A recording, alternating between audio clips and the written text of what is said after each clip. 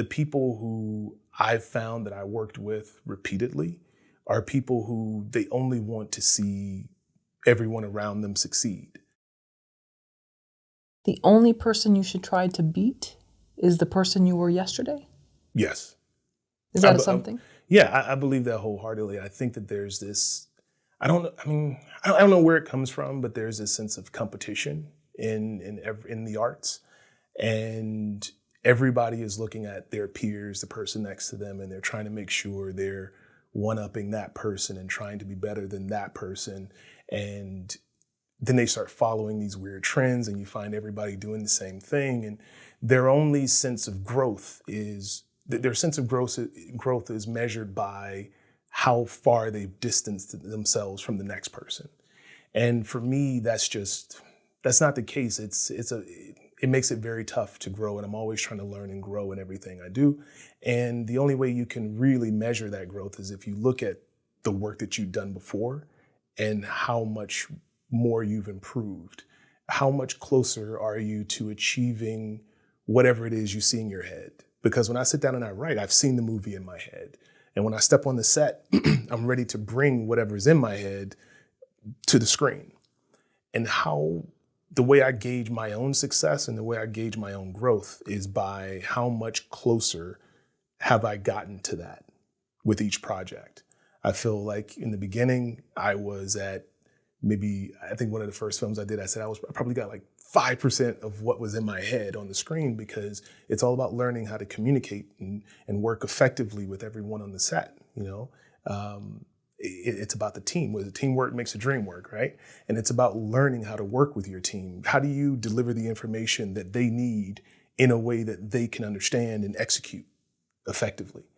And with each project, I think you're supposed to grow and get better at that communication.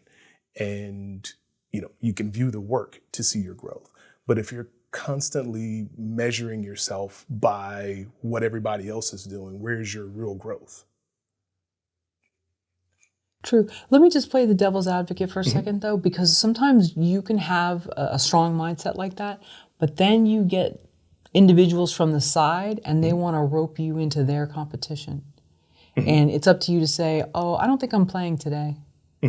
But we're human, and we get, look, the movie 8th Grade, for those of us who remember being a female in 8th grade, it reminds me a lot of that, and there's still an aspect of that to adult life, and especially in entertainment. And so how do you handle when you can tell you're being challenged and roped into some kind of weird competitive thing, and you're saying, no, this is my path. My lane is here. Your lane is there. And I think, fortunately, I haven't been roped into that. I do know a filmmaker who I think they're in competition with me, but I think that that's all in their head, because in order for it to be a competition, two people have to be playing. But I don't bother to participate, because I know what it is that I'm trying to accomplish. I know what my lane is, and the kind of projects that I'm looking to create and how I'm looking to create them. And realistically, the only person in that lane is me. And even if there was another person who was doing this the same or something similar, I would give them whatever knowledge I have to help them succeed at whatever they're trying to accomplish.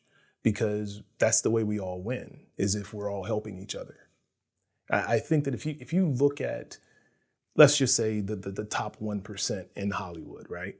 They all really know each other. In some form or fashion, this guy knew that guy who worked with this guy, and they came up, and then this guy reached back and helped this guy, and then this lady helped this guy, and then this guy helped this lady. That's how it all went. Everybody helped everybody get to where they are by not considering themselves competition, by only wanting to see their peers succeed.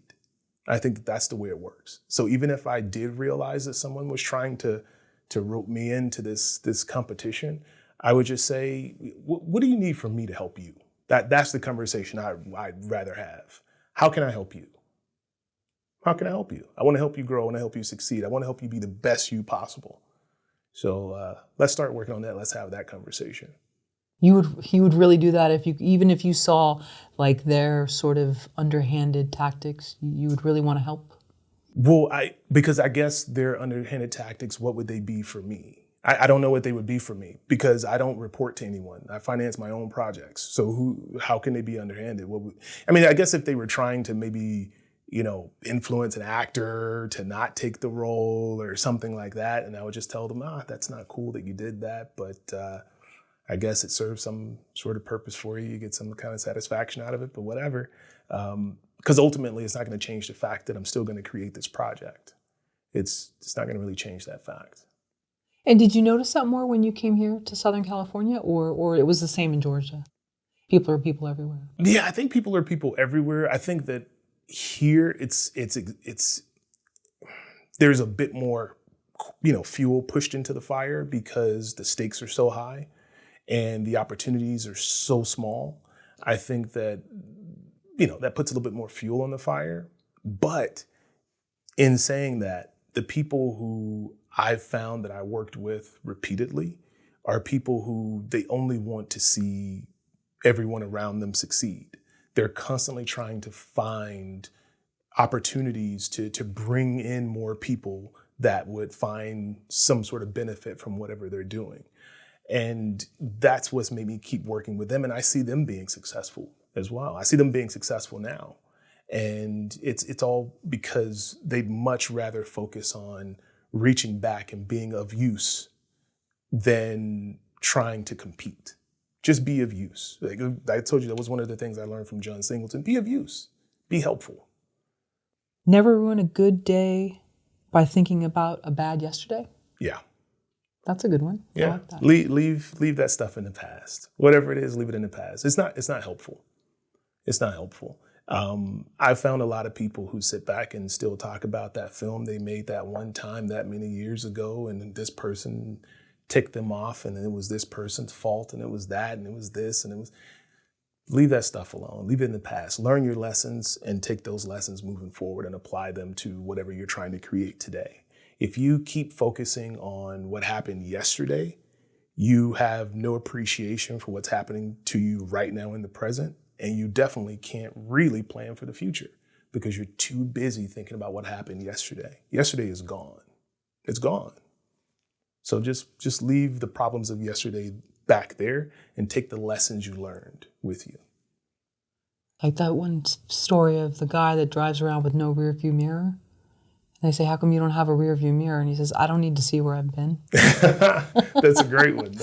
I'm not sure if it's a real story, but I've heard other people say it. So, yeah. Do you think we can really live without pain and regret? Do I think it's possible to live without pain and regret? I definitely think so.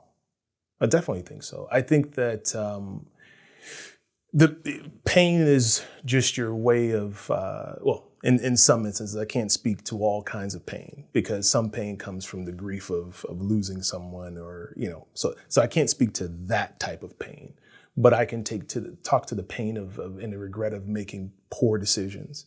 And I think that ultimately that type of pain and that type of regret is you understanding you've done something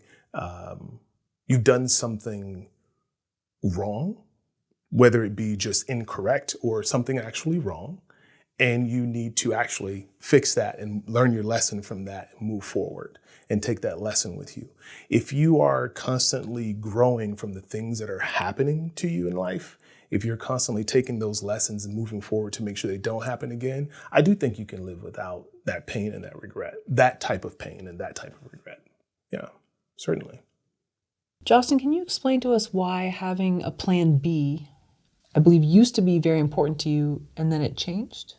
Oh, yeah, that's easy. If you have a plan B, you'll most often use a plan B.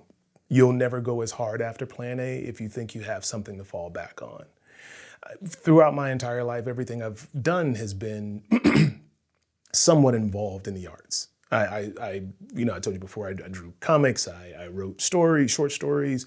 I was in the band. I did, I was in the chorus as well. I'm not a good singer though. But the thing about it is, it's always been in the arts, and the arts have always been something I pursued. But I've always been told, always have a plan B, always have a plan B, always have a plan B. So even going to college, I had a plan B. I knew that I wanted to be in the arts. I knew that I wanted to write, but I fell back on ROTC because I'd always been in ROTC even in high school. So I fell back on that, and I had something to work with. If nothing else worked, I could take up something in the military. But ultimately, as I moved further and further throughout this career, and I grew more and more inside of the career in this industry, I started to realize I never went as hard after my plan A because I was always focusing on keeping my plan B healthy.